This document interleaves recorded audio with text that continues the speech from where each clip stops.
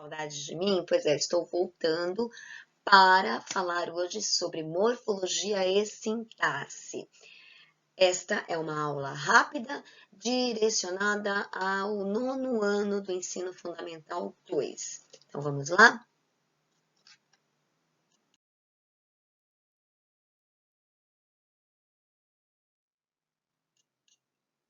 Morfologia. Quando nós falamos de morfologia, nós falamos do estudo da palavra em si mesma. É a palavra nela mesma, ela sozinha. Mas as palavras também podem ser analisadas do ponto de vista sintático. E aí nós falamos da sintaxe. A sintaxe é o estudo da palavra em relação às outras, dentro de uma estrutura. Então, a morfologia é, por assim dizer, individual e a sintaxe ela é relacional. Então, a morfologia olha a palavra em si mesma, quem ou o que ela é, e a sintaxe, quem ou o que ela é, mas em relação aos demais elementos de uma oração, por exemplo, de uma estrutura. Bem, então, quando nós falamos de morfologia, nós fazemos uma análise morfológica e de sintaxe, uma análise sintática. Tcharam!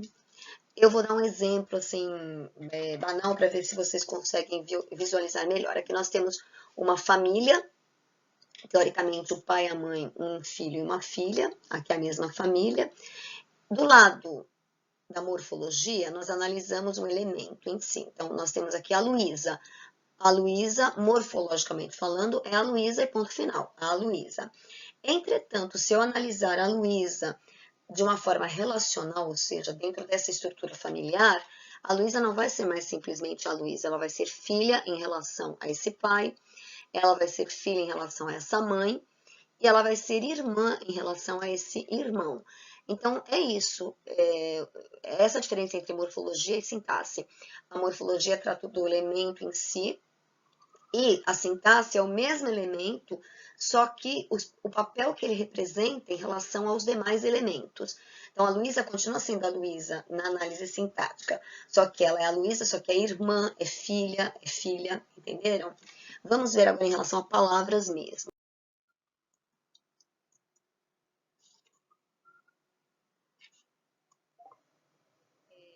Tenho aqui a seguinte oração.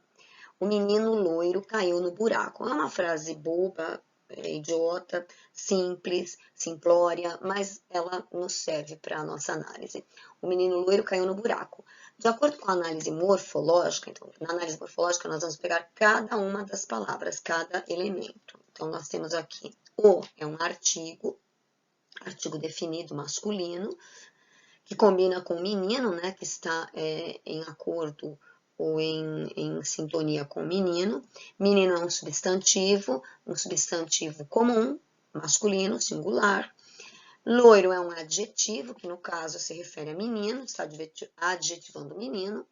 Caiu é um verbo.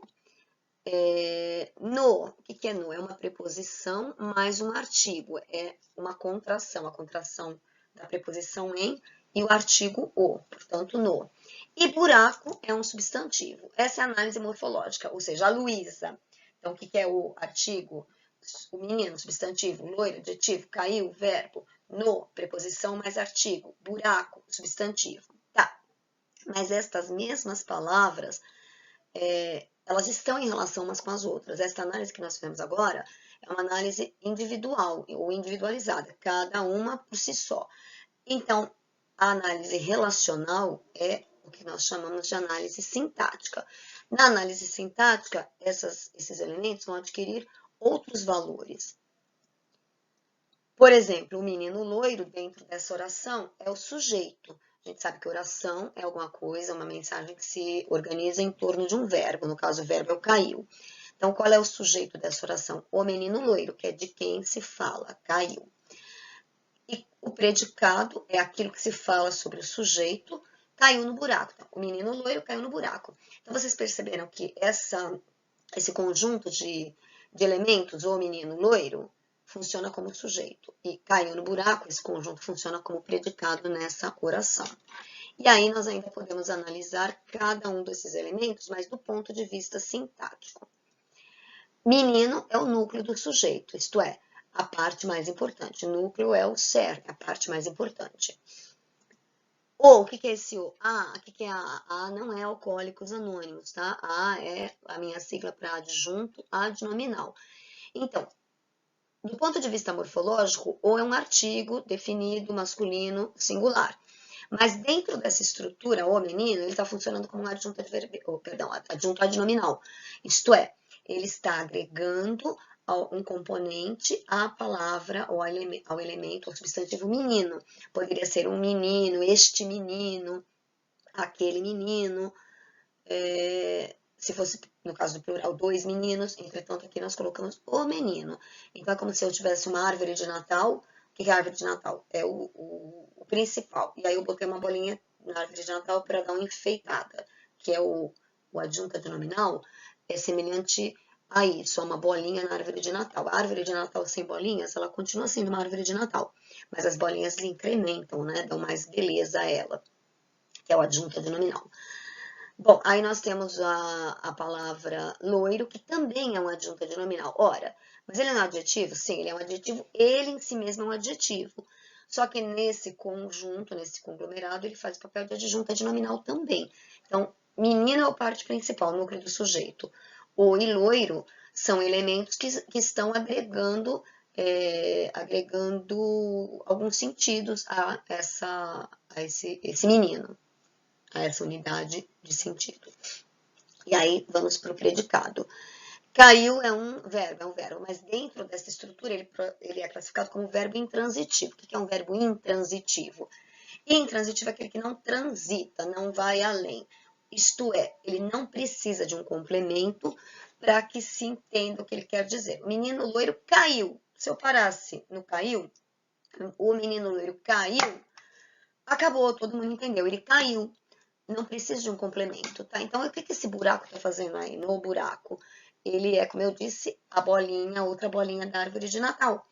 Ele está agregando um sentido, incrementando o sentido do caiu.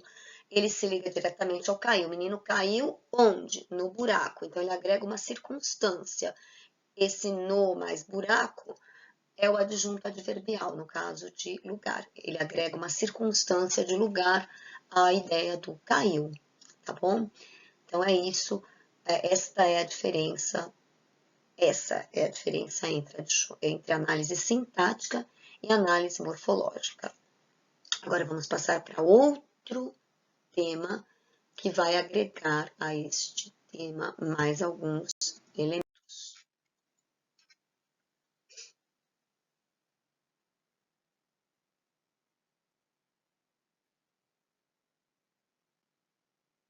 Vamos lá.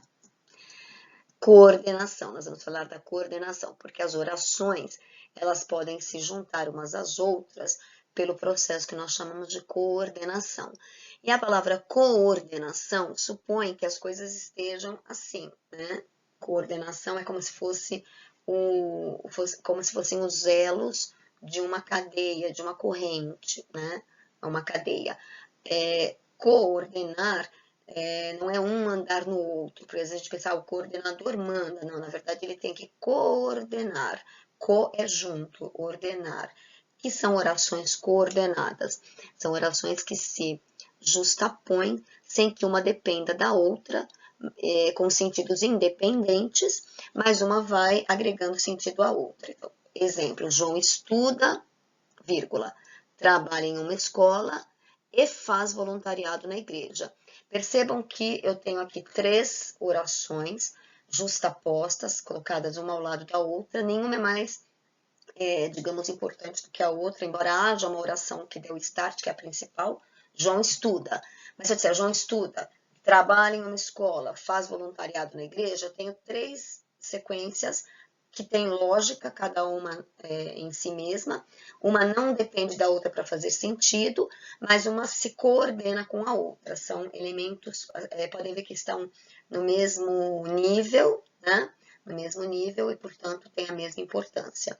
No caso, depois a gente, em outras videoaulas, nós vamos falar de sindética a sindética, neste caso aqui já basta entender que são coordenadas. Outro exemplo, prestei atenção, mas não entendi nada. A mesma coisa, eu tenho dois elementos, prestei atenção, não entendi nada. Só que são duas ideias que se contrapõem, porque se eu prestei atenção, seria de se esperar que eu tivesse entendido. Entretanto, eu coloquei uma oposição, prestei atenção, mas não entendi nada. Também são orações coordenadas, uma completa o sentido da outra, mas cada uma sozinha faz sentido em si mesma. Prestei atenção, não entendi nada. E aí eu quis juntar as duas, dar uma liga, né? Colocar um elo nessa corrente, mas é o elo, que é a conjunção, é o elo, ok? Estas são orações coordenadas, tá? E nas coordenadas sempre existe uma que é, digamos, que dá o start, né? No caso, prestei atenção.